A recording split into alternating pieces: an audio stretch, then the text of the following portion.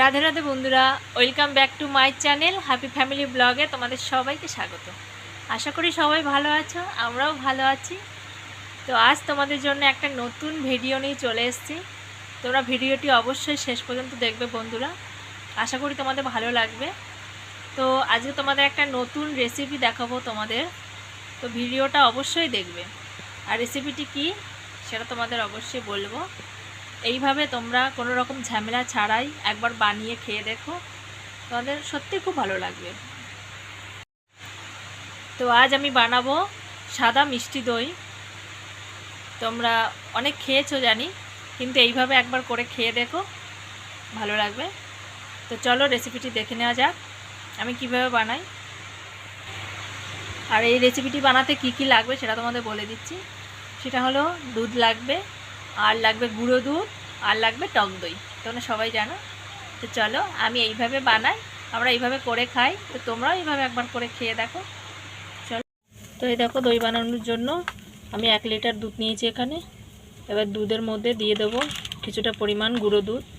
1 litre দুধে 100 গ্রাম গুঁড়ো দুধ দেবে। 100 গ্রাম গুঁড়ো দুধ দিয়ে দুধটা ভালো করে মিশিয়ে নেব। তাই দেখো গুঁড়ো দুধ দিয়ে দিয়েছি। আমি এখানে প্যাকেট দুধ নিয়েছি, 10 টাকা দামে 2টো প্যাকেট নিয়েছি আমুলের। এবার গুঁড়ো দুধটা দুধের সঙ্গে ভালো করে মিশিয়ে নেব।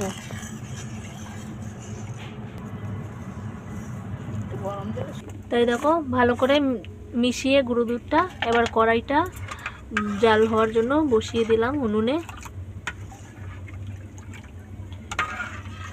একটু উতরে এলে তারপরে স্বাদ মতো চিনি দেব।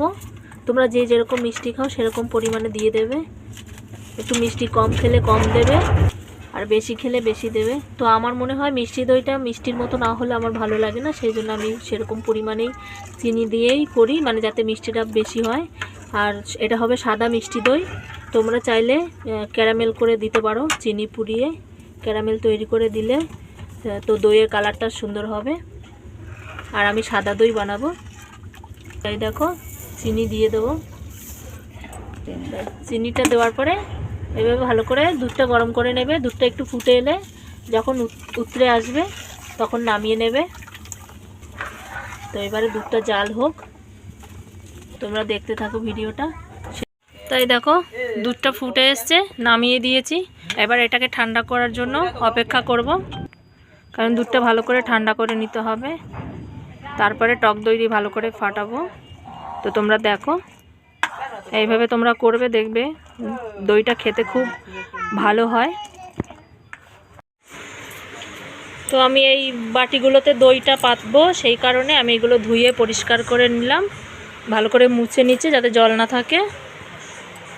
তোমরা চাইলে, আমি কাচের বাটিতে করছি, তোমরা চাইলে অন্য বাটিতেও করতে পারো, তোমরা যে যেরকম পছন্দ করো সেরকমভাবে করবে। তো আমি এইভাবে বাটিতে করে পাচ্ছি যে কারণে আর কাউকে কেটে দিতে হবে না, তো যা সবাই একটা করেই খেতে পারবে, সেই আমি এটা করছি। তো এই দেখো বাটিগুলো ধুয়ে ভালো করে পরিষ্কার করে নিলাম, কারণ এইভাবে পাতলে বাটিটা ঢাকা দিতে সুবিধে হবে। তো এই দেখো 100 গ্রাম টক দই নিয়েছি। এবার টক দইটা ভালো করে ফেটিয়ে নেব, কারণ দইটা যত ভালো করে ফাটানো হবে তত সুন্দর দইটা হবে। তো এই দেখো মা এখানে ভালো করে দইটা ফাটিয়ে নিচ্ছে।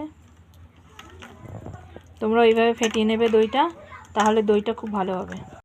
আর অল্প অল্প করে যেই দুধটা জ্বালিয়ে রেখে, এটা উষ্ণ গরম আছে, এই উষ্ণ গরম থাকতেই দিতে হবে।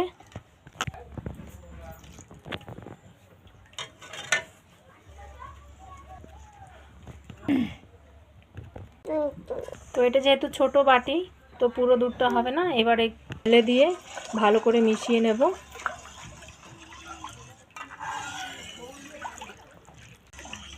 অনেকটা ঠান্ডা হয়ে এসছে, বাটিতে দইটা পাতবো, সেই বাটিগুলো রেডি করব।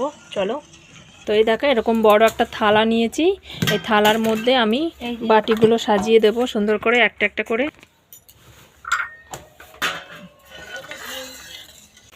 বাটিগুলো আমি সুন্দর করে একটা থালার মধ্যে সাজিয়ে নিয়েছি। পরে এক এক করে বাটিতে দিয়ে দেব দুধ।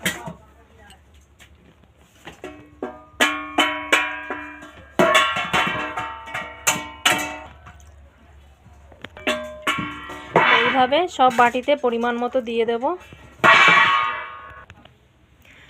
তো এই দেখো সব বাটিতে দিয়ে দিয়েছি। আর এই দেখো এই দুটো আমি আইসক্রিমের ভাঁড় নিয়েছি, এই দুটো খুব সুন্দর হবে। তো এই দেখো আমি সব বাটি আর এই দুটো আইসক্রিমের এই দুটো ভাঁড়, তো এই দেখো সবগুলোতে দেওয়া হয়ে গেছে। এবার একনা দিয়ে ঢেকে দিতে হবে। তো এই দেখো একটা বাটির মধ্যে হচ্ছিল না, ভালো করে ঢাকতে পারছিলাম না, সেই জন্য এইভাবে দেখো ঢাকা দিয়ে দিয়েছি দুটো ভাঁড়ে। এইভাবে ঢেকে দেবে। এবারে ভালো করে চাপা দিয়ে রেখে দেব 7 থেকে 8 ঘন্টার জন্য। তো এই দেখো এইভাবে নিচে একটা কাঁচা পেতে দিয়েছি, তার উপরে থালা দুটো রেখে দিলাম। এবার ওপরে একটা কিছু দিয়ে ভালো করে চাপা দিয়ে দেবো। তো এই দেখো আমি ঢাকা দিয়ে দিয়েছি, ভালো করে ঢাকা দিয়েছি, কারণ বাইরে বৃষ্টি হচ্ছে। এবার ঠান্ডায় তো অতটা দই হয়তো ঠান্ডা হলে দইটা ভালো করে জমবে না, সেই কারণে যাতে গরমটা হয় সেই জন্য আমি কম্বল দিয়ে চাপা দিয়ে দিয়েছি। তো এইভাবে রেখে দেবো 7 থেকে 8 ঘন্টা, আর তারপর তোমাদের দেখাবো। তো এই দেখো 7 থেকে 8 ঘন্টা হয়ে গেছে, এবারে খুলে দেখব কেমন হলো। তো চলো দেখো ঢাকনাগুলো খুলছি।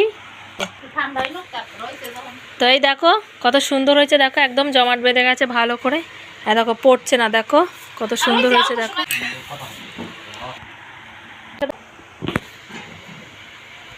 তো এই দেখো কত সুন্দর হয়েছে।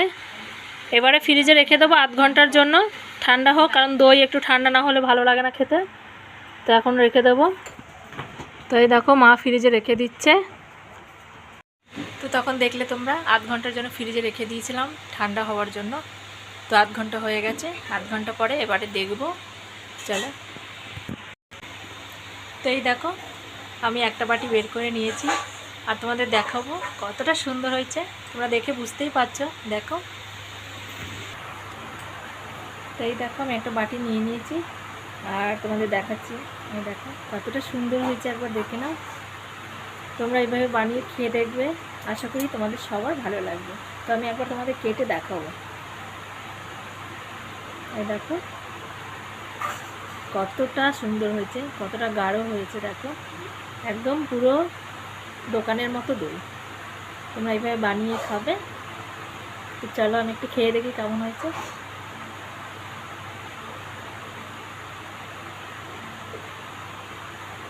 খুব সুন্দর হয়েছে, আমার দারুণ লেগেছে। তো তোমরা এইভাবে একবার বানিয়ে খেয়ে দেখো বন্ধুরা, আশা করি তোমাদের ভালো লাগবে। খেয়ে দেখো, তোমাদের সত্যি ভালো লাগবে। তো দেখে নিলে এইভাবে কোনো রকম ঝামেলা ছাড়াই বানিয়ে নেবে। তো দেখলে তোমরা আমি কিভাবে মিষ্টি দইটি বানিয়েছি, তোমরা এইভাবে বানিয়ে খেও। আর ভিডিওটি আমি এখানেই শেষ করব। দেখা হচ্ছে আর একটি নতুন ভিডিও নিয়ে। আর ভিডিওটি অবশ্যই তোমরা লাইক কমেন্ট শেয়ার করে দিও, আর আমার চ্যানেলটিকে সাবস্ক্রাইব করে তোমরা সবাই আমার পাশে থেকো। তো চলো বন্ধু, টাটা।